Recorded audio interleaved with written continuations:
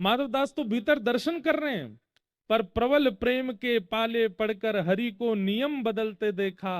अपना मान तले टल जाए पर भक्त का मान ना टलते देखा। ठाकुर जी जानते हैं कि माधवदास काली पोत करके गधे पे बैठ के घूम आएगा पूरे नगर में, लेकिन मैं कैसे बैठने दूं उसको? मैं नहीं बैठने दूंगा।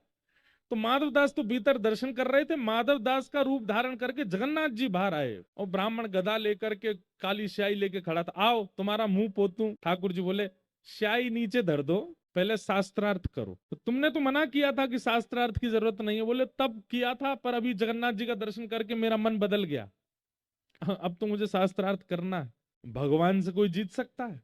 ऐसा शास्त्रार्थ हुआ, ऐसे ऐसे प्रश्न रखे भगवान ने कि उनका उत्तर नहीं दे पाया, निरुत्तर हो गया वो काशी का ब्राह्मण।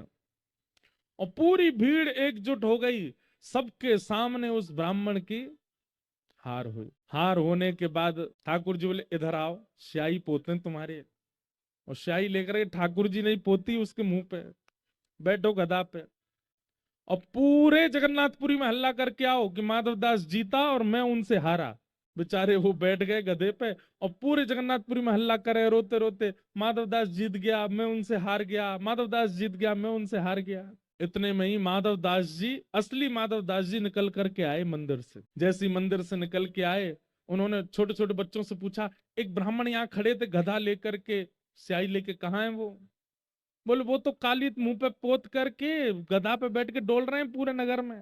हैं? अपने आप ही माधवदास जी दौड़े दौड़े गए, ब्राह्मण देवता आप ये क्या कर रहे हैं? आप क्यों चढ़ गए गधे पे? आपने क्यों अपने मुंह पे पोत ली स्याही? आप नीचे उतरिए, ये अधिकार आपका नहीं है, अभी पहुंचिए अपना मुख। ब्राह्मण चरणों में नहीं नहीं नहीं माधवदास जी, मैंने अपनी हार स्वीकार कर ली। अब आप ये क्यों स्वीकार की? मैंने तो कुछ कहा ही नहीं आपको, क्यों स्वीकार कर ली? अरे भैया, तुमने जो प्रश्न किए और मेरे प्रश्नों का जो उत्तर तुमने शास्त्रार्थ में दिया, मैं तो तुमको गुरु मान चुका हूं। लिपट गए चरणों से। माधवदास बोले शास्त्रार्थ हुआ कब? समझ गए। दौड़ करके माधवदास जगन्नाथ जी के पास गए और जाके ठाकुर जी से लड़ने लगे। नाथ, ये आपने क्या किया?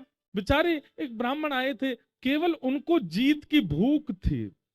वो केवल अपने जीवन में एक चीज कमाना चाहते हैं कि उनसे सब हार गए। मैं देने को तैयार था अपनी हार, आपने क्यों नहीं देने दिया? महाप्रभु जगन्नाथ जी बोल पड़े, बोले दुनिया का कोई और व्यक्ति देता तो मुझे